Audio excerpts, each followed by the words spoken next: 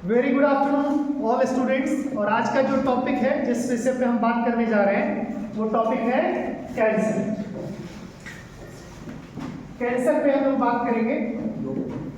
अब बहुत सारे डिजीज हैं, जैसे मलेरिया है, जैसे टाइफाइड है, जैसे ट्यूबरकुलोसिस है, जैसे हेपेटाइटिस है। हम क्यों कैंसर पे बात कर रहे हैं? आपके दिमाग में आ रहा होगा कि हमने कैंसर टॉपिक ही क्यों सिलेक्ट किया। कैंसर टॉपिक हमने सेलेक्ट किया, ये तो आज का हमारा टॉपिक है कैंसर। उसके पीछे रीजन क्या है, तो उसके पीछे अगर रीजन की बात करेंगे तो इसको हम बोल रहे हैं कि ये एक ड्रेडेड डिजीज है। क्या लिख रहे हैं हम? It is a dreaded disease. अब इस ड्रेडेड का मतलब देखेंगे तो होता है भयानक, मतलब खतरनाक। अब क्यों बोल रहे हैं खतरनाक? सवाल आया कि इस बीमारी को हम क्यों खतरनाक बोल रहे हैं, क्या कारण है कि हम कैंसर को खतरनाक बोल रहे हैं। आपने सुना होगा कि आपके आसपास में या आपके किसी रिलेटिव को, किसी जानने वाले को कैंसर हुआ और उनकी मौत हुई। 2022 के डेटा को हम देखेंगे तो भारत की बात करो, मैं इंडिया की बात कर रहा हूँ, 14 लाख लोग कैंसर से इन्फेक्टेड हुए, प्रभावित हुए। विजिबिलिटी है ना जी, बोर्ड का 14 लाख लोग कैंसर से प्रभावित हुए। अब जो बोल रहा हूं अगला लाइन ध्यान से सुनो, जिसमें से 9 लाख लोग मर, 9 लाख लोग का डेथ है कि नहीं बयान है कि नहीं खतरनाक? हमने देखा था कि ट्यूबरकुलोसिस में कितने लोग मर रहे थे पर डे? 600-700 लोग पर डे मर रहे, 800 लोग पर डे सुबह से शाम तक ट्यूबरकुलोसिस से लोगों का डेथ हो रहा है। यहाँ पे देख रहे हैं तो डेटा क्या है? 9 लाख लोग। 2022 के डेटा को देख रहे हैं हम तो 9 लाख लोग मर रहे हैं। यानी हम अगर बात करें तो इंडिया में मिलियंस ऑफ पीपल इससे प्रभावित हो रहे हैं। और उसमें से क्या हो रहा है? सेवरल पीपल का क्या हो जा रहा है? मौत हो जा रहा है, उनका क्या हो जा रहा है? डेथ हो जा रहा है। तो अगर आपको कोई पूछे कि कैंसर क्यों खतरनाक बीमारी है, तो इन टर्म्स ऑफ मॉर्टेलिटी, मृत्यु के कंडीशन को देखते हुए, डेथ रेट को देखते हुए आप बड़े आसानी से समझा सकते हैं कि नहीं समझा सकते कि हाँ कैंसर खतरनाक बीमारी है। पूछेगा कैसे खतरनाक है, तो आप बोलेंगे जाइए इंटरनेट पे सर्च कीजिए क्या डेथ रेट ऑफ कैंसर, तो आप पाएंगे। यहाँ देखिए इस डेटा को, तो 14 लाख लोग कैंसर से प्रभावित होते हैं। अगर यहाँ पे मैं 7 लाख लिखता तो क्या होता कि 100 में से 50, लेकिन यहाँ पे हमने क्या लिखा है? 9। इसका मतलब क्या हुआ कि 10 लोगों में से 7 लोगों की मौत हो जाती है। 10 लोग कैंसर से प्रभावित हुए तो उसमें से 6-7 लोगों का मौत हो जा रहा है प्रत्येक वर्ष।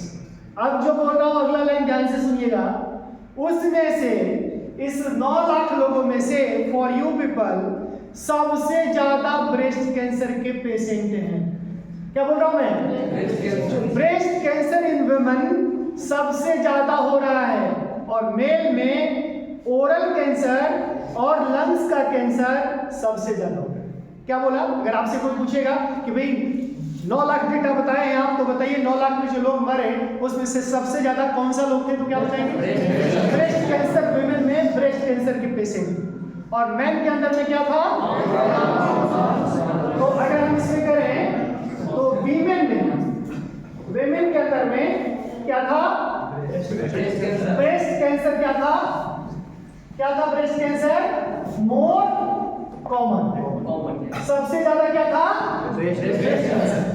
और फीमेल के अंदर, सॉरी मैन के अंदर क्या था? ओरल और लंग्स कैंसर। कोई कंफ्यूजन है इसमें? कैंसर पे हमने अभी तक 2 बात किया। क्या बात किया? पहला कि भाई कैंसर को भयानक बीमारी कह रहे हैं, इसलिए भयानक कर रहे हैं कि बहुत लोग मर रहे हैं प्रत्येक वर्ष। एक साल का एग्जाम्पल लिया, 2022 का डेटा आपके सामने रखा और कहा कि भाई भारत में 14 लाख लोगों को कैंसर हुआ, जिसमें से 9 लाख लोग मर गए। और थोड़ा सा और उस डेटा को एक्सप्लोर किया और बताया क्या कि उसमें से ज़्यादातर लोग फीमेल थे, जिसको क्या था? ब्रेस्ट कैंसर था। फीमेल में सबसे ज़्यादा ब्रेस्ट कैंसर था, और मेल के अंदर में सबसे ज़्यादा क्या था? ओरल कैंसर था और प्रकार के हैं। आज ही हम इसी क्लास में अगले 1-1.5 घंटे में पढ़ेंगे कैंसर के टाइप्स के बारे में। तो हम बताएंगे कि बाकी और कौन कौन लोग थे, किस किस तरीके का और पेशेंट था उसके अंदर। कोई कंफ्यूजन है इसमें? ये लोकेशन दिख रहा है हमारे बोर्ड पे, कैमरा में दिख रहा है ठीक। अब देखिए, अब बात कर रहे हैं कि बायोलॉजी ऑफ कैंसर, कैंसर का क्या बायोलॉजी, बायोलॉजी ऑफ कैंसर। ध्यान से समझिए, ये तो बात हुई, एक हमने एस्थेटिक डेटा लिया, एक सांख्यिकी की बात हुई, एक डेटा पे बात की। ये जो हमने बात किया उसमें कोई विज्ञान नहीं है। अभी तक हमने बात किया इसमें कोई विज्ञान है क्या? कोई विज्ञान नहीं। मैंने एक संख्या बताया और उस संख्या का डिटेल बताया कि उसमें ज्यादातर लोग फीमेल में थे। वो क्या थे? मिलियंस लोग, लाखों लोग प्रभावित होते हैं, जिसमें कईयों का डेथ हो जाता है। और उसमें ज्यादातर फीमेल में ब्रेस्ट कैंसर का मरीज था और मैन के अंदर में क्या था? ओरल और। अब साइंस की बात करें, साइंस की बात कर रहे हैं कि मान लेते हैं, हम आपको क्या कहना चाह रहे हैं, ध्यान से समझिए। हम कह रहे हैं कि ह्यूमन के, मानव का एक एग्जांपल ले रहे हैं, ह्यूमन के बॉडी में सेल का growth oblique division according to need oblique requirement के आधार पर होता है। मतलब कि हमारे शरीर में, आप नोट ना करें, यूट्यूब पे ऑलरेडी ये वीडियो आएगा, तो आप अपना नोट करने में समय बर्बाद न करें, समझें चीजों को। इसीलिए हमने बोर्ड की क्लैरिटी लिया है। आप समझें, ये हमारा कंसेप्ट हो गया कंप्लीट। अब हम आगे बढ़ रहे हैं, इस कंसेप्ट पे फोकस करना है। ये आसान काम था, डेटा याद रखना था 9 और 14। अब यहाँ पे थोड़ा सा कठिन है, तो यहाँ पे और क्या याद रखना था? ये बात याद रखना है, ब्रेस्ट कैंसर किसमें? वेमेन में, और यहाँ पे मेल में। अब आगे बात करें, आगे क्या कर रहे हैं हम कह रहे हैं कि मानव के शरीर में, ह्यूमन के शरीर में जो सेल का विकास है, जो सेल का विभाजन है, वो क्या होता है? जब जरूरत अनुसार, अकॉर्डिंग मतलब अनुसार, किसके अनुसार पे? जरूरत के अनुसार पे, आवश्यकता के अनुसार पे। जब जरूरत है तभी सेल डिवाइड करता है, जब जरूरत नहीं है तब सेल डिवाइड नहीं करता। ऐसा जो सिस्टम है, ऐसा जो प्रोसेस है, ऐसा जो तरीका है शरीर के अंदर, इसके लिए एक विज्ञान में शब्द दिया हुआ है और उसको बोलते हैं कॉन्टैक्ट इनहिबिशन। क्या बोलते हैं उसको? Contact inhibition. Very simple.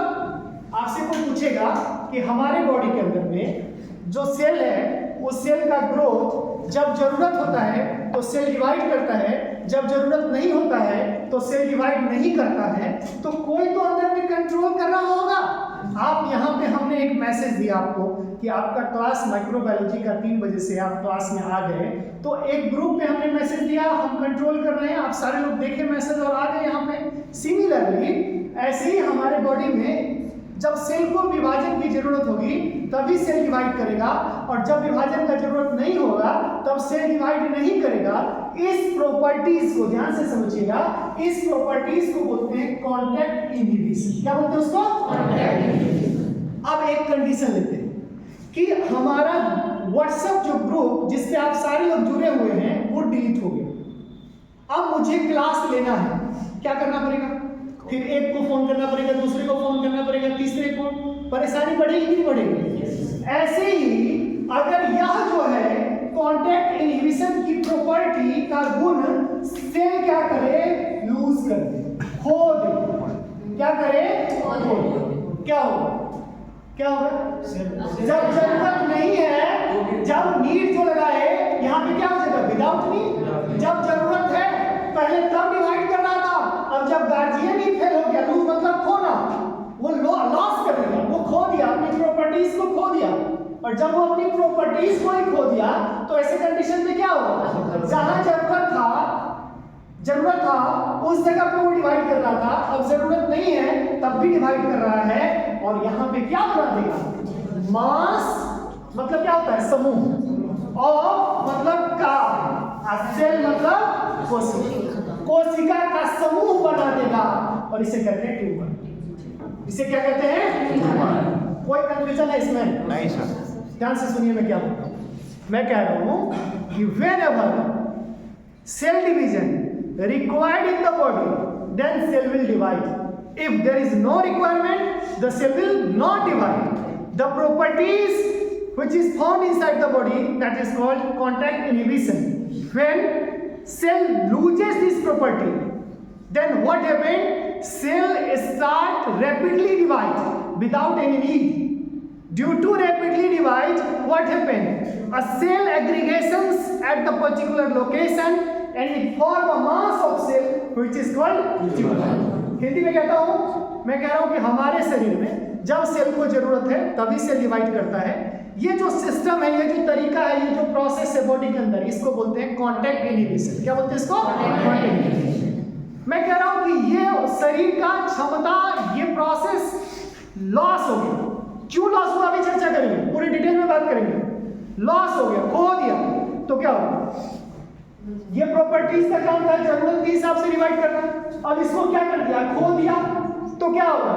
Immediately start, ये विजिबल है point, yes, start rapidly dividing. Rapid मतलब होता है तेजी से, वो रैपिड मतलब क्या होता है? तेजी से, और डिवाइड मतलब क्या? विभाजन। सेल क्या करेगा? खूब तेजी से विभाजन करेगा। अब हम एक कंडीशन लेते हैं, मान लीजिए विजिबल है ना, यहाँ पे एक कंडीशन लेते हैं कि ये एक हाथ है, किसी एक आदमी का ये हाथ है। अब यहाँ पे कट लग गया, यहाँ पे कट लग गया, अब यहाँ पे कट लग गया। डॉक्टर क्या करते हैं? डॉक्टर यहाँ पे स्टिच करते हैं, करते कि नहीं करते? देखा होगा आपने, डॉक्टर स्टिच करते हैं। और फिर 4-5 दिन 10 दिन बाद जैसा इंजरी है उसके हिसाब से फिर जब सेल जुड़ जाता है तो जो थ्रेड है, जो धागा है, उसको खींच करके निकाल देते हैं और घाव क्या हो जाता है? ठीक हो जाता है। तो यहाँ पे जो घाव ठीक हुआ, पहले वाले कंडीशन में आप देख रहे होंगे, जो ब्लैक कलर का पेन है, जो ब्लैक कलर का पेन है, उसमें यहाँ पे आपको स्पेस दिख रहा है, स्पेस दिख रहा है, यहाँ पे स्किन डैमेज हुआ है। अब यहाँ पे मैं कह रहा हूँ, ब्लू पेन से इसको बना रहा हूँ, मैं कह रहा हूँ यहाँ पे ये नया वाला सेल है, नया वाला सेल है। तो नया वाला सेल कहाँ से आया? ये जो ब्लैक वाला आप देख रहे हैं, इस ब्लैक वाले को पता चला कि हमारा जो अगला जगह है, उस जगह पे इंजरी हो गई है, उस जगह पे घाव हो गया है, उसको हमको हील करना है। और उसने कहा डिवाइड करो, इसने कहा डिवाइड करो, और फटाफट ये पूरा क्या हो गया? जैसे ही घाव भर गया तो ये क्या हो जाएगा? रुक जाएगा, स्टॉप हो जाएगा। तो ये गुण है कि नहीं है? ये क्षमता है क्या कि जरूरत था, नीड था, तब क्या किया? डिवाइड किया, और नीड नहीं है तो डिवाइड नहीं करना। इसी क्षमता को क्या बोलते हैं? Contact inhibition. क्या बोलते हैं इसको? अगर ये क्षमता खो दिया तो उसको क्या बोलेंगे? उसके वजह से क्या होगा? सेल खूब सारा डिवाइड करेगा, और खूब सारा डिवाइड करेगा तो क्या बना देगा? देखिए, अब देखिए ध्यान से, यहाँ पे जरूरत था यहाँ भरने का, लेकिन जो कंट्रोलिंग मैकेनिज्म था वो फेल हो गया। उसको अब पता ही नहीं है कि यहाँ पे अब जरूरत नहीं है, तब भी वो डिवाइड कर रहा है, डिवाइड कर रहा है। तो क्या होगा? मास बन जाएगा, मास बन जाएगा, समूह बन जाएगा, सेल का इकट्ठा हो जाएगा, एग्रीगेट हो जाएगा, और इसको क्या बोलते हैं? इसको क्या बोलते हैं? अब दो इंपॉर्टेंट चीज बता रहा हूं, ये जगह दिख रहा है? हाँ सर, यस। दो इंपॉर्टेंट चीज बता रहा हूं। एक चीज बता रहा हूं, ध्यान से समझिएगा, उसको बोलता हूं अंकोजी। क्या बोलता हूं उसको? अंकोजी, अंकोजी। और एक को बोल रहा हूं, सुनो ध्यान से, अगर ये बोर्ड का जगह नहीं दिख रहा है अगर आप लोगों को, एक को बोलता हूं प्रोटो अंकोजी या सेलुलर अंकोजी। ध्यान से सुनो, हम कह रहे हैं कि हमारे शरीर में जितना भी काम होता है, जितने भी एंजाइम बनते हैं, जितने भी प्रोटीन्स बन रहे हैं, उस सब को कौन रेगुलेट करता है? जीन रेगुलेट करता है। उस सब को कौन रेगुलेट करता है? कोई कंफ्यूजन नहीं इसमें?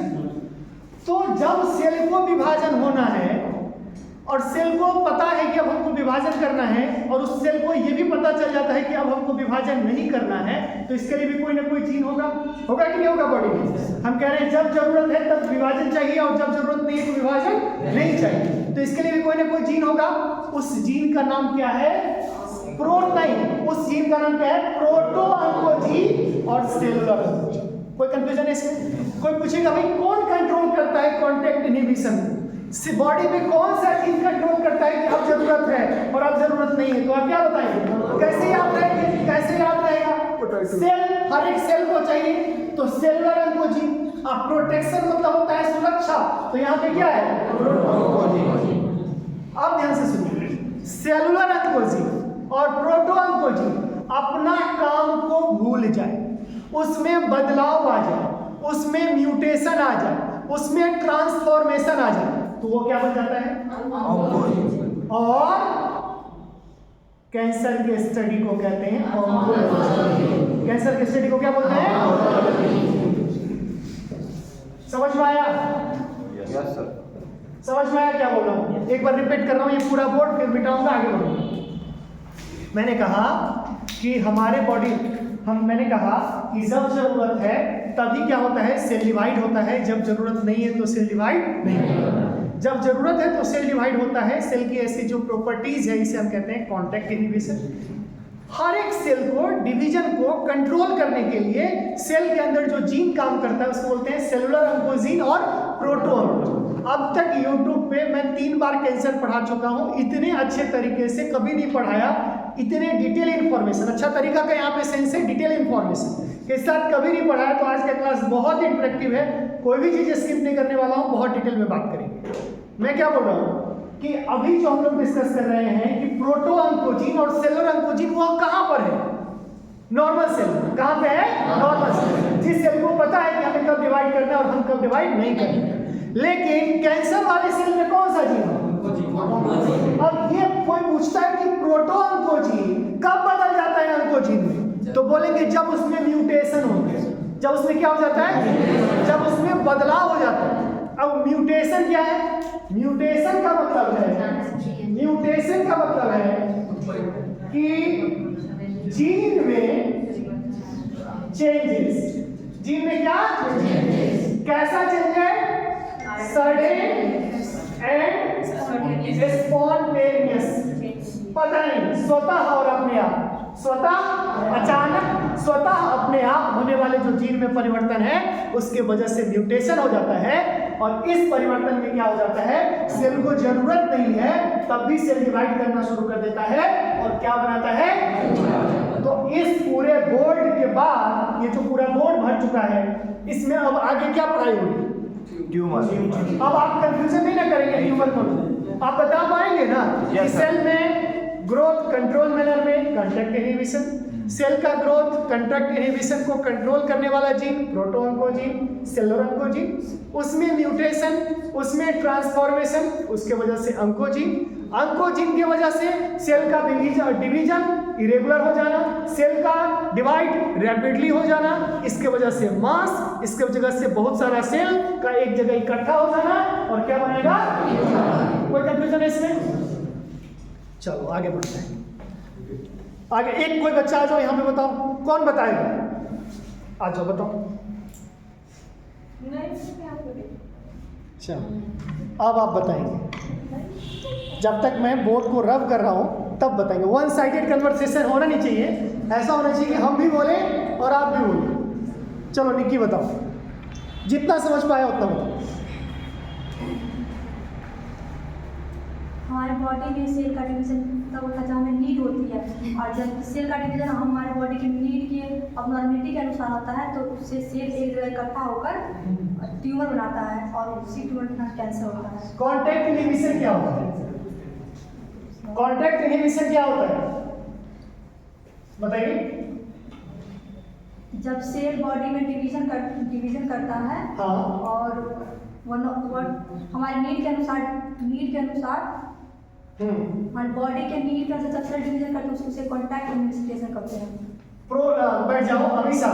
प्रोटो ऑन्कोजीन, सेलुलर ऑन्कोजीन और ऑन्कोजीन में क्या अंतर है? प्रोटो ऑन्कोजीन का एक दूसरा नाम सेलुलर ऑन्कोजीन है, जो कि हमारे बॉडी की कॉन्टैक्ट इनहिबिशन के प्रॉपर्टी को कंट्रोल करता है। कॉन्टैक्ट इनहिबिशन का मतलब है हमारे बॉडी के नीड के अकॉर्डिंग हमारा सेल डिवाइड करना, मतलब प्रोग्राम्ड सेल डिवीजन को हम लोग कंट्रोल कॉन्टैक्ट इनहिबिशन बोलते हैं। और ऑन्कोजन का जब प्रोटो ऑन्कोजन अपना प्रॉपर्टी कॉन्टैक्ट इनहिबिशन को खो देता है तो वो ऑन्कोजन में कन्वर्ट होता है, और बोल सकते हैं कि हमारे जीन के म्यूटेशन इरिटेशन की वजह से वो ऑन्कोजन में कन्वर्ट हो जाता है। ठीक ठीक, बैठ जाइए। बताओ अरविंद, खड़े हो जाओ। प्रोटॉन कोजीन और सेलुलर अंकोजीन में क्या अंतर है? सेम है। तो और अंकोजीन कैसे प्रोटॉन कोजीन अंकोजीन में कन्वर्ट हो जाता है? प्रोटॉन कोजीन जो होते हैं रेगुलर सेल डिवाइड करते इतना नीड होता है, और जब वो अपना काम करना बंद कर दे तो ऑन्कोजन कन्वर्ट हो जाता है। और ऑन्कोजन इरेगुलर सेल काम करना नहीं बंद करे, म्यूटेशन होता है।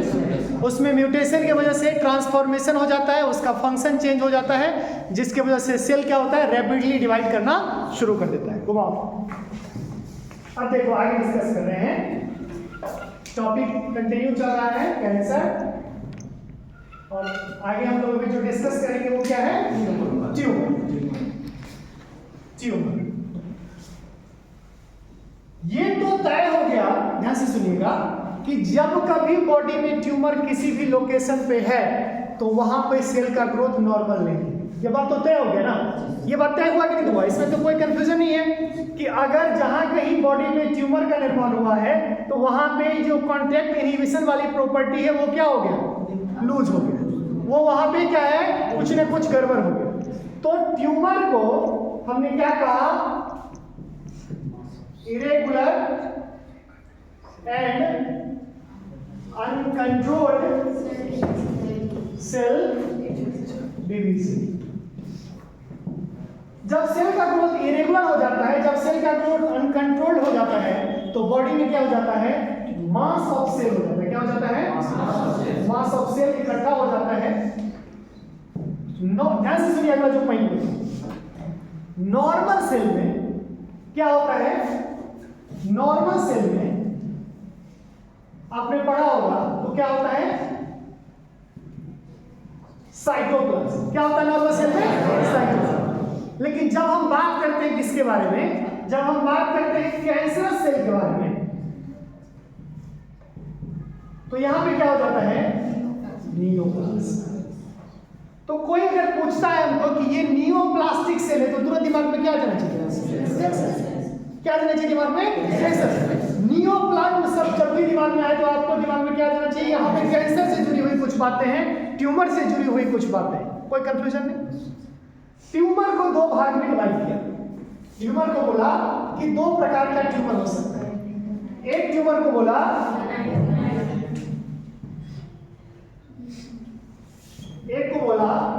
बेनाइन ट्यूमर, और दूसरे को बोला मैलिग्नेंट ट्यूमर। हम कह रहे हैं कि हमारे बॉडी के किसी भी भागों में अगर ट्यूमर हो गया और वह उसी जगह पे फिक्स है, इधर उधर नहीं फैल रहा है, कम नुकसान पहुंचा रहा है, क्या बोलेंगे? क्या बोलेंगे दोस्तों? बता पाएंगे सबको? ट्यूमर है, नॉर्मल नहीं है। कहते हैं कि इट इज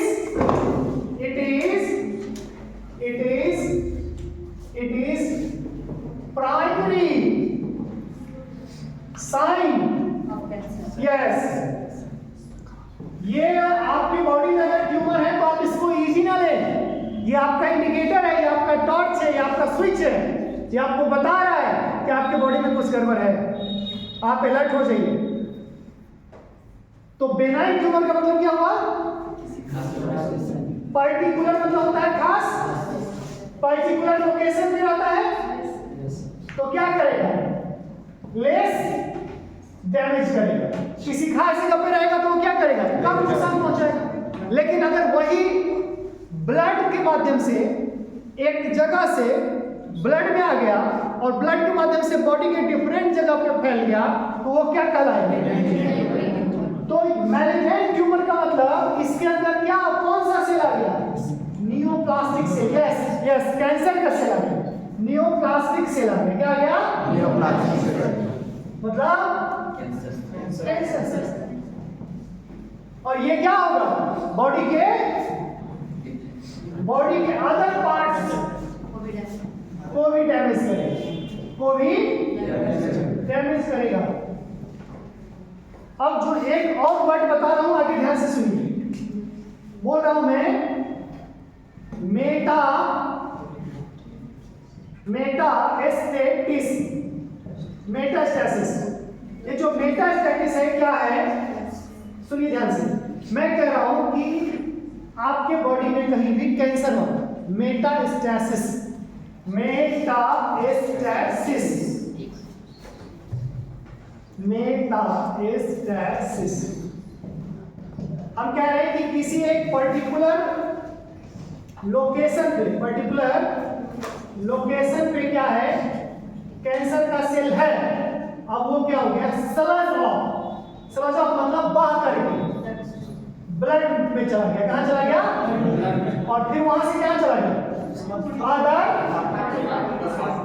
बॉडी पार्ट्स। तो वहां भी क्या करेगा, इसको क्या बोलते हैं, मेटास्टैसिस। क्या बोलते हैं, मेटास्टैसिस।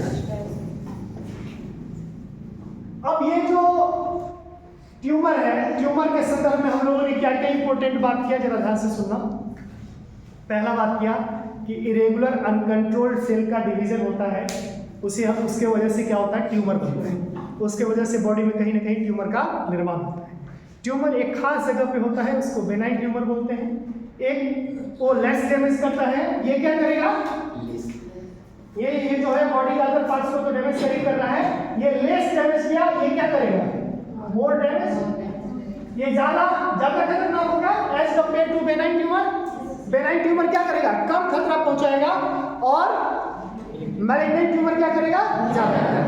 अब हम कह रहे हैं कि मेटास्टैसिस में हो रहा है कि उसका कुछ मटेरियल निकल करके ब्लड के माध्यम से बॉडी के डिफरेंट पार्ट्स में चला जा रहा है, और वहां भी नुकसान पहुंचा रहा है, इसके वहां भी कैंसर प्रोड्यूस कर रहा है। तो इसको हमने क्या बोला, मेटास्टैसिस। तो और क्या होगा, और खतरनाक हो जाएगा। मेटास्टैसिस के कंडीशन में क्या होगा, और खतरनाक। चलिए दिनेश खड़े हो जाए,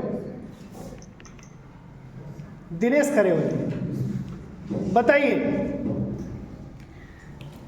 ट्यूमर क्या है, जल्दी जल्दी बताइए जो आगे बढ़ता है। हाँ, सेल के अनकंट्रोल्ड डिवीजन। ट्यूमर किसको कहते हैं, सेल के अनकंट्रोल्ड ग्रोथ को ट्यूमर कहते हैं। अनकंट्रोल्ड, और एक और शब्द क्या होगा, इरेगुलर, दोनों बोलना पड़ेगा। अच्छा, अनकंट्रोल्ड क्या हुआ, इरेगुलर क्या हुआ, ध्यान से समझिए। यहां से यहां पे अभी कुछ कटेगा तो सेल बनेगा, ऐसे बनेगा, ये क्या हुआ, रेगुलर।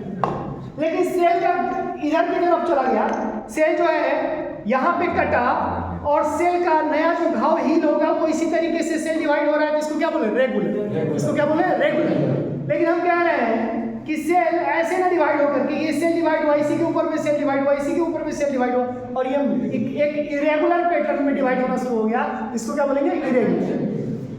सेल जब जरूरत था तभी डिवाइड हुआ, इसको बोलते हैं कंट्रोल। लेकिन जब सेल का जरूरत नहीं है डिवाइड का, तब भी ये डिवाइड हो रहा है, यहाँ कटा हुआ नहीं है तब भी सेल डिवाइड हो रहा है, इसको क्या बोलेंगे, तो दोनों सब समझ में आया। इरेगुलर भी बोलना पड़ेगा और अनकंट्रोल्ड भी बोलना पड़ेगा। बताओ, 4 बच्चे से पूछेंगे बॉयज में, चलो बताओ। सेल के अनकंट्रोल और इरेगुलर डिवीजन ग्रोथ को ट्यूमर कहते हैं। ठीक है। अब बेनाइन ट्यूमर क्या होता है, मैलिग्नेंट ट्यूमर क्या होता है। बेनाइन ट्यूमर सेल के कंट्रोल, बेनाइन ट्यूमर सर एक ही जगह होता है और कंट्रोल में होता है, और इरेगुलर कंट्रोल को मैलिग्नेंट ट्यूमर कहेंगे, जो शरीर के ब्लड के माध्यम से एक जगह से दूसरी जगह फैल सकता है। ठीक है, बैठ जाओ, खड़े हो जाओ। मौका दे सकता हूँ 5 घंटा और 4 घंटे का प्रोग्राम है ना, ये तो 1.5 घंटे का है। बताइए मेटास्टैसिस क्या होता है। मेटास्टैसिस मतलब जैसे कैंसर का सेल अगर है तो बह के अदर बॉडी पार्ट में चल जाता है, वहाँ पे होता है उसे मेटास्टैसिस। बहुत बढ़िया, अंकित खड़े हो गए, बैठ जाओ। मैलिग्नेंट ट्यूमर और बेनाइन ट्यूमर में क्या है। Sir benign tumour particular site पर होता है और ये लेस डैमेज करता है। हाँ, और मैलिग्नेंट ट्यूमर जो होता है वो इरेगुलर शेप का होता है, और बेनाइन ट्यूमर से काफ़ी ज़्यादा डेंजरस होता है। Arvind, malignant tumour benign tumour में क्या अंतर है। बेनाइन ट्यूमर जो एक पर्टिकुलर लोकेशन पे होते हैं, लेस डैमेज होता है, और जो मैलिग्नेंट ट्यूमर होते हैं इसमें न्यूप्लास्टिक सेल होते हैं, और ये बॉडी के अदर पार्ट्स में कैंसर कर सकते हैं, और ये मोर डैमेजेबल होता है। विनीता, ट्यूमर क्या होता है, कैमरा को दोस्त से करो, ट्यूमर क्या होता है विनीता। जब हमारी बॉडी में अनकंट्रोल सेल डिवीजन हो जाता है तो फीवर होता है। ठीक है, ट्यूमर कितने प्रकार के होते हैं, बात नहीं करेंगे। ट्यूमर कितने प्रकार के होते हैं। बेनाइन ट्यूमर और malignant malignant tumour. Benign tumour ज्यादा खतरनाक है या मैलिग्नेंट ट्यूमर खतरनाक है? प्रोटो ऑन्कोजीन क्या होता है और सेलुलर ऑन्कोजीन क्या होता है? प्रोटो ऑन्कोजीन सेल दोनों का एक ही है। ठीक है, प्रोटो ऑन्कोजीन सेलुलर ऑन्कोजीन कब बदल जाता है ऑन्कोजीन, कब बदलता है cancer causing gene? Proto oncogene cellular oncogene आपने बोला दोनों एक है। अब हम बोल रहे हैं कि कब बदल जाता है ऑन्कोजीन? जब इसमें क्या होता है? म्यूटेशन होता है। जिसमें क्या होता है? म्यूटेशन। कैमरा बोल। अब पढ़ रहे हैं हम आगे कॉज ऑफ कैंसर, कि कैंसर के कारण कौन कौन, किस किस चीजों की वजह से कैंसर होता है, उसके बारे में बात। सबसे पहला यहां पे हम लिख रहे हैं cause of cancer. Cause of cancer, कि कैंसर के क्या क्या कारण। पहला कारण लिख रहे हैं हम, उसको कह रहे हैं फिजिकल एजेंट। क्या बोल रहे हैं उसको? Physical agent. Physical agent, physical agent पे हम लिख रहे हैं, आज ही मुझे दो बच्चा मिला, विनीता और आकांक्षा। ये दोनं बोला सर मैं अभी हमारी ड्यूटी है किसमें? एक्सरे। तो जब आयोनाइजिंग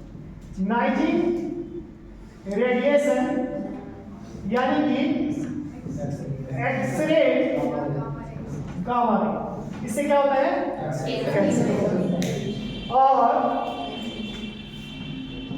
नॉन आयोनाइजिंग रेडिएशन क्या करता है ये? अब सवाल दिमाग में आया ना कि भाई क्या करता है यूवी रे, हमको कैसे कैंसर पहुंचाता है? तो हम कह रहे हैं ये डीएनए को डैमेज करता है। डीएनए को क्या करता है? डैमेज करता है, जिसकी वजह से क्या होता है? तो अगर आपसे कोई पूछेगा कि भाई फिजिकल एजेंट होता है, तो आपको दिमाग में क्या याद रखना है? एक्सरे, उससे पहले क्या? आयोनाइजिंग रेडिएशन, उसके बाद नॉन आयोनाइजिंग रेडिएशन में यूवी, अल्ट्रावायलेट रे नॉन आयोनाइजिंग में, और आयोनाइजिंग में एक्सरे और गामा। अब जो इंपॉर्टेंट बात है, इसीलिए जब जरूरत पड़े तभी क्या करना चाहिए? जब जरूरत नहीं हो तो एक्सरे नहीं करना चाहिए। जब एक्सरे हो रहा है उस समय क्या होना चाहिए? जो लोग एक्सरे टेक्नीशियन हैं उन्हें क्या करना चाहिए? एंटी रेडिएशन एप्रॉन पहन के ही एक्सरे करना चाहिए। भाभा एटॉमिक रिसर्च सेंटर से एक्सरे का लाइसेंस मिलता है। समझ में आया? अगर आप एक्सरे खोलना चाहते हैं तो जो आपकी योग्यता है, उस योग्यता के साथ साथ आप जब लाइसेंस के लिए अप्लाई करेंगे तो Bhabha atomic research centre Mumbai से आपको लाइसेंस मिलेगा। उसमें एक एग्जाम देना होता है, वो एग्जाम जब आप पास करेंगे तो आपको लाइसेंस मिलेगा। और उसमें कुछ क्राइटेरिया होता है, तो उसमें होता है कि वाल का डायमीटर कितना होना चाहिए, कितने घर में किस जगह पे, मतलब किसी भी लैब के अंदर किस पोजीशन पे उसको रखना है।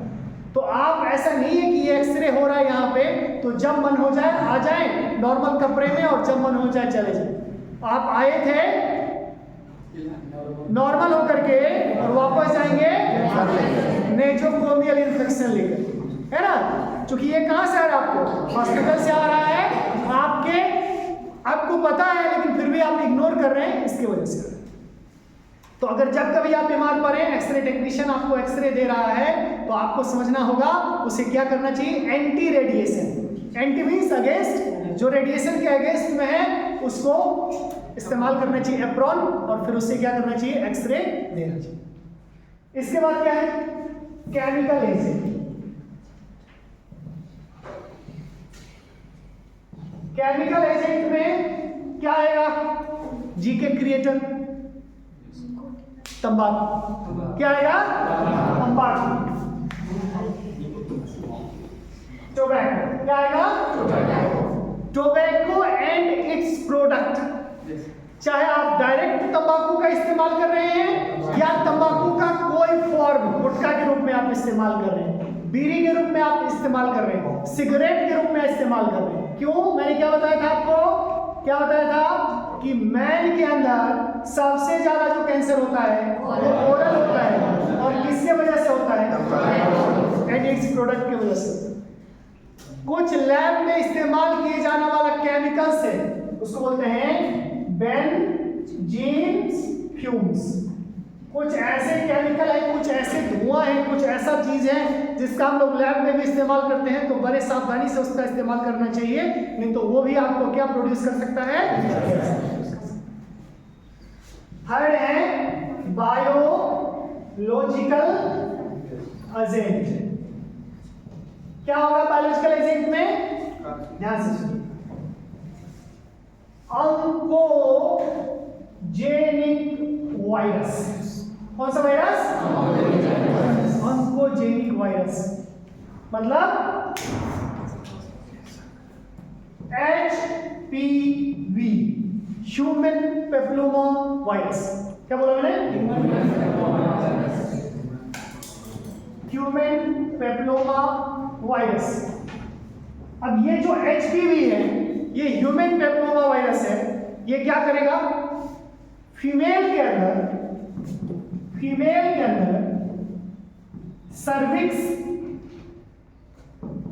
सर्विक्स का कैंसर प्रोड्यूस करेगा। क्या करेगा? Cervix is the reproductive organ of female का रिप्रोडक्टिव ऑर्गन का नाम है सर्विक्स। और ये सर्विक्स में क्या करेगा? क्या है? बोलो ना, बोलो मैडम को कि क्लास कर जाओ। सर्विक्स में क्या करेगा? कैंसर प्रोड्यूस करेगा। क्या करेगा वो? Cancer produce. समझ में आया क्या बोल रहा हूँ? कि सर्विक्स एक ऑर्गन है और उसमें क्या है? Human papilloma virus. Human papilloma virus की वजह से क्या हो रहा है? कैंसर प्रोड्यूस होता है। तो ये किस कैटेगरी में आता है? बायोलॉजिकल। किस कैटेगरी में आता है?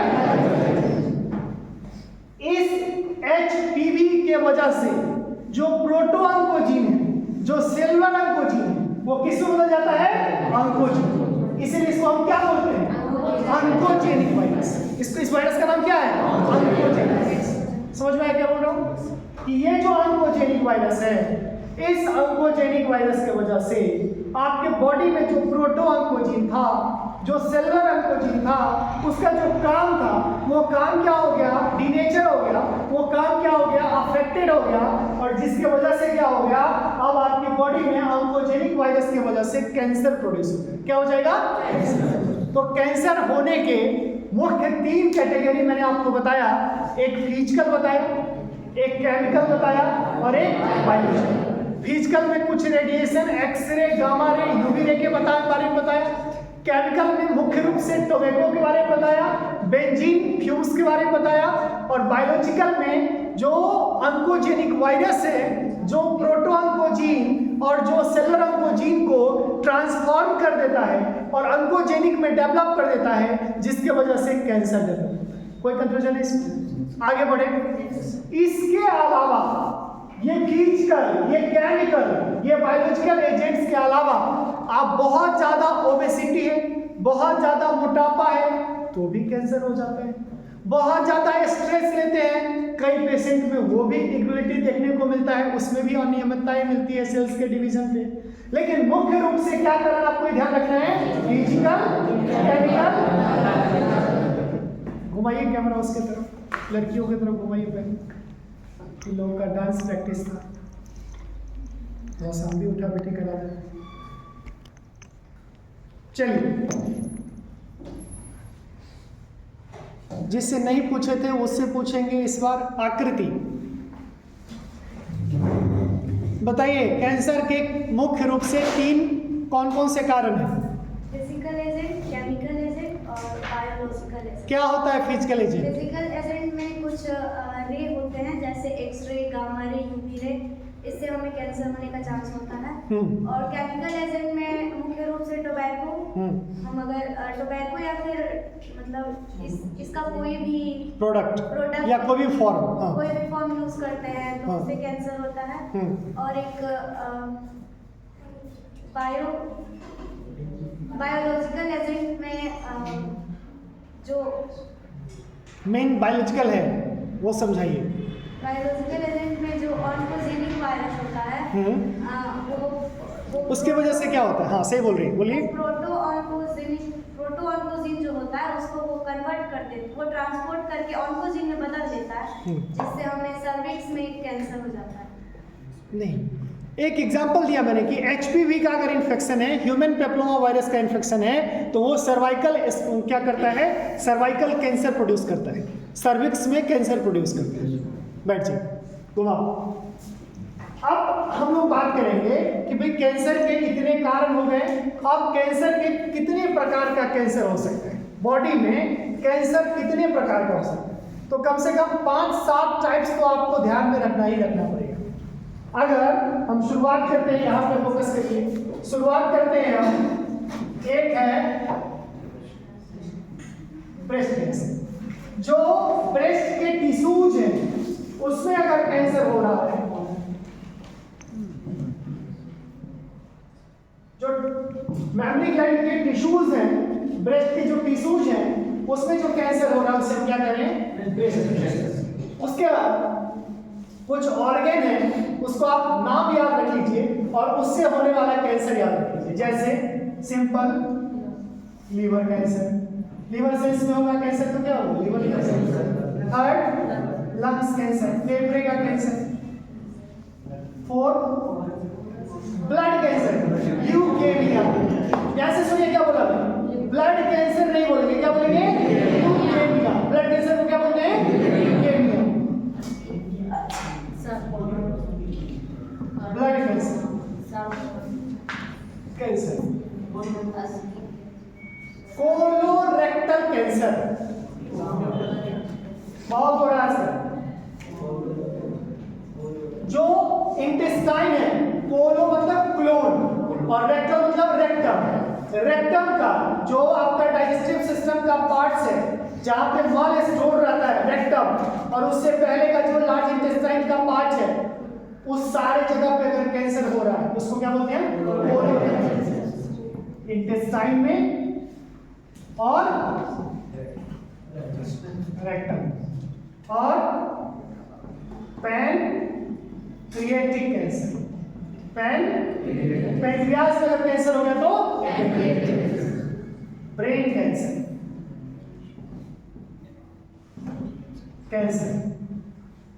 Ovarian cancer. ये सारे जो मैं लिख रहा हूं ये आपके टंग पे होना चाहिए, ये जुबान पे होना चाहिए।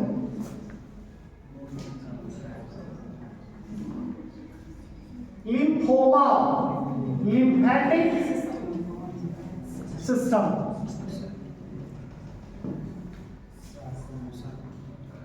सॉफ्ट कार्सिनोमा मतलब कैंसर, सॉफ्ट टिश्यू कैंसर या कार्टिलेजिनस कह सकते हैं या लिगामेंट्स कह सकते हैं। लिगामेंट्स में cartilage, ligament. Breast cancer, ovarian cancer, दो याद रखिए। सर्वाइकल कैंसर, फीमेल की बात करके चलते हैं।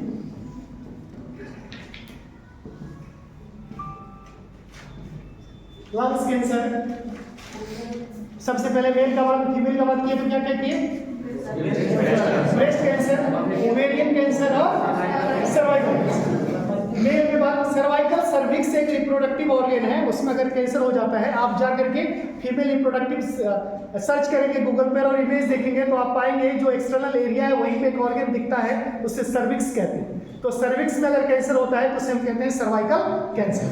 तो सर्वाइकल कैंसर हो सकता है, ब्रेस्ट कैंसर हो सकता है, और बाकी ऐसा नहीं कि ये मेल में होगा और ये फीमेल में नहीं होगा। फीमेल को भी लिवर कैंसर हो सकता है, मेल को भी लिवर कैंसर हो सकता है, फीमेल को भी पैनक्रियाटिक कैंसर हो सकता है, मेल को भी पैनक्रियाटिक। हाँ, मेल में कैंसर बहुत आजकल ज्यादा हो रहा है। Yes, prostate cancer. प्रोस्टेट क्या करता है? प्रोस्टेट फिजियोलॉजी कंप्लीट है ना जी? सेमाइनल वेसिकल्स का नाम सुने? क्या होता है सेमाइनल वेसिकल्स? सिर्फ यस सर करने से नहीं होगा। स्पर्म और सीमेन में क्या अंतर है? जब टेस्टिस से फॉर्मेशन होता है मेल गोनाड्स का तो उसे हम कहते हैं स्पर्म। और जब वो वासा एफरेंसिया डिफरेंसिया होते हुए जब पहुंचता है वो प्रोस्टेट के पास, और जब प्रोस्टेट का जो अंदर से लिक्विड सिक्रीट हो रहा है जिसे हम सेमाइनल फ्लूइड कहते हैं उसके साथ मिक्स हो जाता है, तब इसको हम क्या बोलते हैं? Semen. These are the difference between sperm और सीमेन। तो अभी हम लोग चर्चा कर रहे हैं कि ये सारे टाइप्स का कैंसर हो सकता है। एक बार कौन बताएगा खड़े होकर के बिना बोर्ड पे देखे हुए कि किस किस तरीके का कैंसर हो सकता है? जीके क्रिएटर्स बताएगा। जीके नाम बोलो कुछ ऑर्गन का, ऑटोमेटिक उसके बगल में कैंसर लगा दो, याद हो गया? हाँ चलो राजा बोलो। Sir breast cancer, liver cancer, हाँ ल्यूकेमिया सर कि ब्लड कैंसर होता है सर, और सर पैनक्रियाज कैंसर भी हो सकता है, पैनक्रिएटिक कैंसर, पैनक्रिएटिक कैंसर, हाँ ऑरल कैंसर भी हो सकता है, हाँ और सर सर्वाइकल कैंसर हो सकता है, स्किन कैंसर भी हो सकता है, और बस वही तो ये। और बहुत सारा बच गया। बताओ ब्रजेश। लंग्स कैंसर, बाल ठीक करो तो एक बार ऊपर, कल बाल कटा लेना। हाँ बोलो आगे। लंग्स कैंसर, हाँ ल्यूकेमिया कैंसर, हाँ हाँ बोलते रहो। लीवर कैंसर, हाँ ठीक है। बताओ भाई चंदन, जितने टाइप्स का कैंसर होता है बताओ। Breast cancer, liver cancer, leukaemia cancer, pancreatic cancer, brain cancer, prostatic cancer, cervical cancer. बताइए Purushottam Mishra. Prostate cancer, lungs cancer, protest नहीं, प्रोस्टेट। लंग्स कैंसर, हाँ सार्कोमा कैंसर, हाँ उसके बाद colorectal cancer, cervical cancer, lymphoma, leukaemia, breast cancer, brain cancer. ठीक है।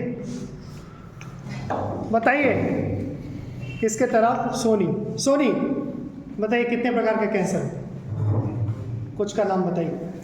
Breast cancer, liver cancer, lungs cancer, cervical cancer, leukaemia cancer, prostate cancer. Leukaemia कैसे? Leukaemia बोले किसी ने, ऑटोमेटिक हो गया कि हाँ।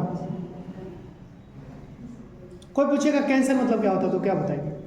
मास ऑफ ट्यूमर और कैंसर में क्या अंतर है? ट्यूमर इंडिकेशन दे रहा है कि आप कैंसर आपके बॉडी में हो रहा है। It is the primary sign of cancer. Tumour क्या है? It is the primary sign of cancer, है ना। कैंसर के वजह से क्या हो रहा है कि उस जगह का जो सेल है उस सारे सेल का भोजन कौन खा रहा है? कैंसर वाले सेल का। तो स्टारवेशन कंडीशन आ रहा है, वहाँ पे स्टार्विंग कंडीशन आ रहा है, सेल वहाँ पे नेक्रोसिस हो रहा है, सेल सड़ना शुरू हो जा रहा है। सेल में न्यूट्रिशन नहीं रहेगा तो सेल क्या होगा? सड़ना शुरू हो जाएगा, सेल में शरण होना शुरू हो जाएगा। ठीक है, बैठ जाए। अब हम लोग देखेंगे कि ये जो इतने प्रकार के हैं, चाहे वो ओवेरियन कैंसर हो, चाहे वो टेस्टिस का कैंसर हो, चाहे वो सर्वाइकल कैंसर हो, चाहे वो ब्रेस्ट कैंसर हो, चाहे वो ब्रेन कैंसर हो, इस सबों के लिए कौन कौन सा टेस्ट करेंगे, लैब में कौन सा जांच करेंगे, क्या जांच करेंगे जो हमको पता चलेगा कि हाँ इसको कैंसर है या इसको कैंसर नहीं है। तो क्या करना पड़ेगा? जब हम टेस्ट के बारे में बात करते हैं तो कुछ सर्टेन टाइप्स ऑफ टेस्ट हैं जो आपको ध्यान रखना चाहिए। देखिए जो कुछ सर्टेन टाइप ऑफ टेस्ट हैं, पहले जो कॉमन टेस्ट है उसके बारे में बात करते हैं। देखिए जो पहला टेस्ट है, क्या से देखिए बोर्ड पर देखिए, पहला टेस्ट है कि भाई ब्लड काउंट करवा लीजिए, ब्लड सेल्स को देख लीजिए, ब्लड सेल्स में अगर कोई एबनॉर्मलिटीज है तो उसको देख लीजिए। जैसे 4000 से 11000 WBC सेल्स का काउंट है, और अगर किसी पेशेंट में 50,000 दिख रहा है, 80,000 दिख रहा है, इंडिकेट कर रहा है ये ब्लड कैंसर की तरफ, ये ल्यूकेमिया की तरफ इंडिकेट कर रहा है। तो पहला काम क्या करेंगे आप? ब्लड सेल काउंट कर लीजिए, ब्लड सेल आ जाओ काउंट कर लीजिए। और क्या कर सकते हैं? सेकेंड क्या कर सकते हैं आप? ब्लड सेल काउंट के अलावा बायोप्सी कर सकते हैं। क्या होता है बायोप्सी? ध्यान से सुनिए, समझिए। बॉडी के किसी पार्ट में कैंसर है और वहां से थोड़ा सा स्किन का स्कार्प ले रहे हैं और उसको लैब में हम टेस्ट करके पता कर रहे हैं कि उसके अंदर जो है वो न्यूप्लास्टिक सेल का डेवलपमेंट तो नहीं हो गया है। उस सब सेल का पैटर्न क्या है उसकी स्टडी कर रहे हैं, तो उसे हम क्या कर रहे हैं, बायोप्सी।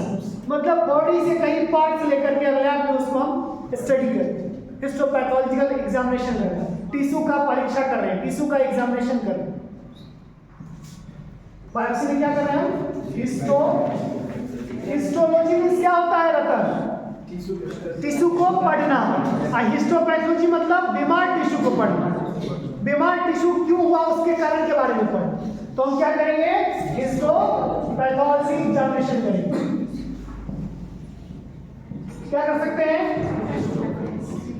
एक्सरे कर सकते हैं, देख सकते हैं कि यहाँ बॉडी में कोई चेंजेस तो नहीं है। सीटी स्कैन कर सकते हैं, कंप्यूटर के मदद से, मशीन के मदद से 3D इमेज ले सकते हैं। क्या कर सकते हैं, MRI कर सकते हैं। जो हाई कॉन्ट्रास्ट दे करके टिश्यू का प्रॉपर पैटर्न, प्रॉपर स्टडी, इस सेल के अंदर क्या है एबनॉर्मलिटीज, ऑर्गन के अंदर क्या एबनॉर्मलिटीज है, MRI कर सकते हैं। और क्या कर सकते हैं, FNAC कर सकते हैं। कहीं पे आपको दिख रहा है कि हाँ कहीं पे ऐसा टिश्यू फ्लूइड है, वहां से एक नीडल की मदद से थोड़ा सा केमिकल को एस्पिरेट करते हैं और लैब में उसके सेल की स्टडी करते हैं, तो उसको बोलते हैं फाइन नीडल एस्पिरेशन साइटोलॉजी। क्या बोलते हैं उसको, फाइन नीडल एस्पिरेशन साइटोलॉजी। तो हम FNAC कर सकते हैं, मेमोग्राफी कर सकते हैं।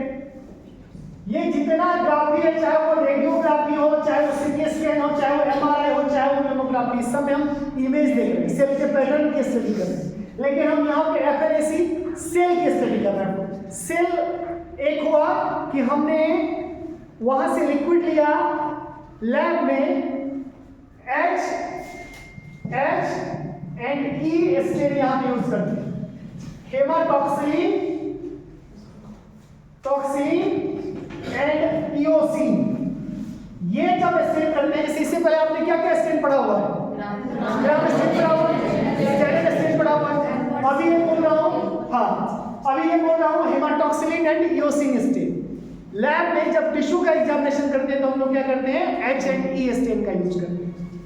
CT स्कैन हमारा FNAC। एक और होता है मोनोक्लोनल एंटीबॉडी, मोनोक्लोनल एंटीबॉडी का इस्तेमाल कर सकते हैं। इसमें हम पर्टिकुलर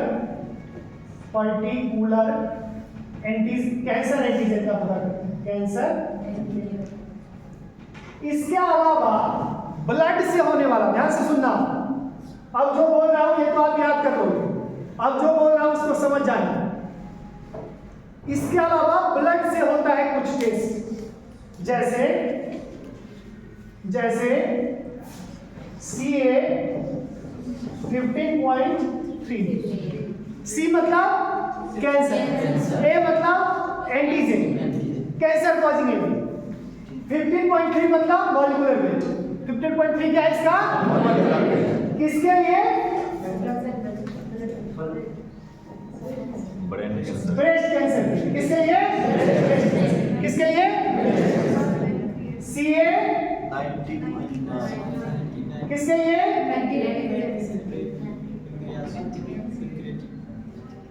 CA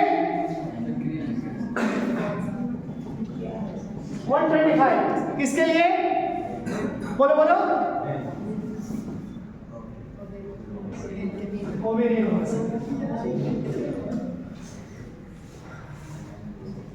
अल्फा फीटोप्रोटीन,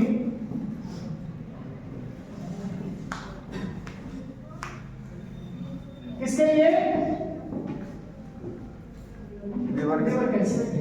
तो इसके अलावा भी कुछ हमारे वीडियो में आप इसमें तो देख ही रहे हैं, इससे पहले भी मैं जिक्र किया, उसमें भी ये सारा बताया होगा। अलग फिर से इतना बताना है, C से कैंसर, A से एंटीजन, बाकी तो आपको नाम याद रखना पड़ेगा। 50.3 है तो किसके लिए करना है, ब्रेस्ट कैंसर। 19.9 है किसके लिए, पैंक्रियाटिक कैंसर के लिए। इसके अलावा 125 है ओवेरियन कैंसर के लिए। अल्फा फीटोप्रोटीन है किसके लिए, लिवर कैंसर। अलग अलग प्रकार का कैंसर का टेस्ट है, उसको आप लैब में डॉक्टर प्रिस्क्राइब करती हैं पेशेंट के कंडीशन के हिसाब से। इसके बाद एक और टेस्ट है TSA, प्रोस्टेट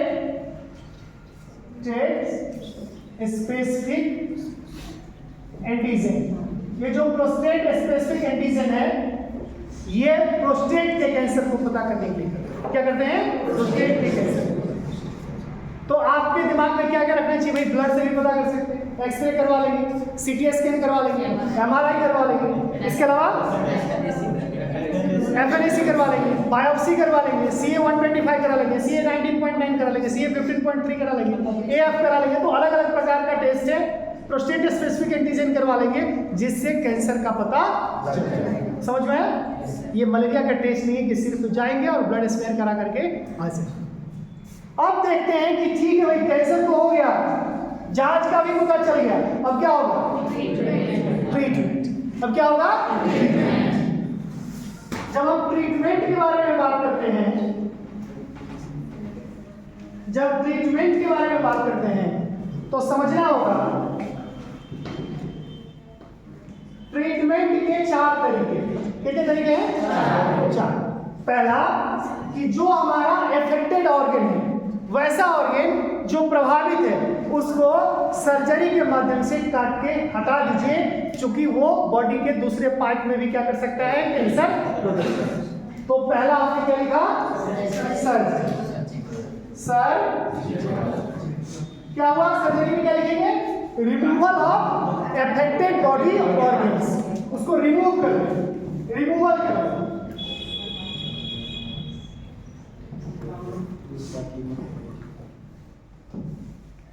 ऑर्गन्स। दूसरा क्या करें? Radiation therapy. Chemotherapy. Chemo means क्या होता है? केमिकल। और थेरेपी मीन्स क्या होता है? ट्रीटमेंट। बहुत सारा अलग अलग एंटीबायोटिक, अलग अलग ड्रग्स को एक साथ मिला करके और पेशेंट को देते हैं, जिसे हम कहते हैं केमोथेरेपी। तो हमें क्या करना पड़ता है? केमोथेरेपी, कॉम्बिनेशन ऑफ ड्रग्स का इस्तेमाल हम करते हैं पेशेंट। कितना? लीथल डोज जो दिया जा सके, जो सेल बर्दाश्त कर सके, ऐसा नहीं कि सेल डैमेजिंग हो जाए, उतना चीजों को हम लोग पेशेंट को देते हैं। आपने देखा होगा, सुना होगा कि पहला केमो चल रहा है, दूसरा केमो चल रहा है, तीसरा केमो चल रहा है, रेडिएशन।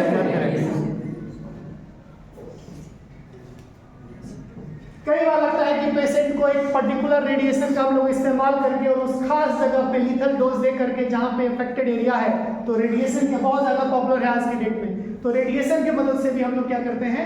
रेडिएशन थेरेपी की मदद से भी कैंसर का ट्रीटमेंट करते हैं। और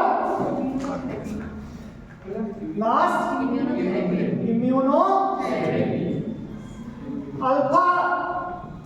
अल्फा इंटरफेरोन। क्या है interferon Amisha? Viral affected cell. हाँ, जो वायरल अफेक्टेड सेल है वो एक प्रकार का प्रोटीन रिलीज करता है, इम्यूनोग्लोबुलिन से रिलीज करता है, और उस इम्यूनोग्लोबुलिन की वजह से आगे का जो सेल है वो इन्फेक्शन से बच जाता है।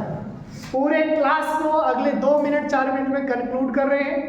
मैं उम्मीद करता हूं कि आप इसको याद रख पाएंगे, समझ पाएंगे। ये वीडियो अपलोड हो जाएगा यूट्यूब पे, आप उसको देखेंगे, नोट्स बनाएंगे।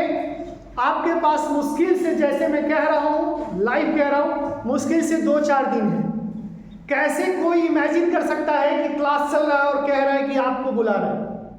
ये यही इंडिकेट करता है कि अब आप सारे लोग सीनियर्स हो गए। आपके दिमाग में बैठ गया है कि हम सारे लोग सीनियर्स हो गए हैं, अब हमको जब मन करेगा क्लास करेंगे और जब मन करेगा तो क्लास नहीं करेंगे। ये यही तय कर रहा है। अगर ऐसा है, अगर ऐसा, तो कैसे कोई लाइव क्लास में हिम्मत कर सकता है बच्चा आने का और ये कहने का कि सर प्रैक्टिस चल रहा है? चलिए आगे बढ़ते हैं। कैंसर एक प्रकार का ऐसा डिजीज है जिसमें लाखों लोगों का प्रत्येक वर्ष डेथ हो जाता है, जिसकी वजह से लोगों का, बहुत ज़्यादा लोग अफेक्टेड होता है, उसमें से बहुतों का डेथ हो जाता है। नंबर 1, कैंसर में हम कह रहे हैं कि बॉडी का बायोलॉजी ये है, कैंसर की बायोलॉजी कि सेल का ग्रोथ कंट्रोल मैनर में होता है और ये कंट्रोलिंग फेल हो जाता है तो सेल इरेगुलर डिवाइड करना शुरू हो जाता है, इसकी वजह से भी कैंसर हो जाता है। हम कह रहे हैं कि बॉडी में कुछ सर्टेन टाइप का सेल है, उसका जो जीन है उसको हम सेलुलर जीन कहते हैं या प्रोटोको जीन कहते हैं। इसमें ट्रांसफॉर्मेशन होता है, इसमें परिवर्तन, इसमें म्यूटेशन आ जा रहा है, जिसकी वजह से भी क्या हो रहा है? कैंसर हो जाता है। फिर हम कह रहे हैं क्या कि बहुत सारे कैंसर के कारण हैं, एक्सरे से भी हो रहा है, अल्फा रे से हो रहा है, गामा रे से हो रहा है, यूवी से हो रहा है, इसके अलावा बेंजीन से हो रहा है, टोबैको से हो रहा है, ऑन्कोजेनिक वायरस से हो रहा है, ह्यूमन पेप्लोमा वायरस से हो रहा है। अलग अलग प्रकार का ऑर्गन से इफेक्ट होता है, लीवर में कैंसर हो रहा है, ब्रेन में हो रहा है, इसके अलावा किडनी में हो रहा है, अलग अलग जगह पे, सब जगह पे कैंसर। तो इसके लिए अलग अलग टेस्ट हमने बताया, blood examination, biopsy, x ray, MRI, CT scan, CA 15.3, 19.9, 125, ये अलग अलग प्रकार के टेस्ट हैं, PSA, FNAC। फिर मैंने बोला ट्रीटमेंट के लिए क्या करेंगे ट्रीटमेंट, तो ट्रीटमेंट में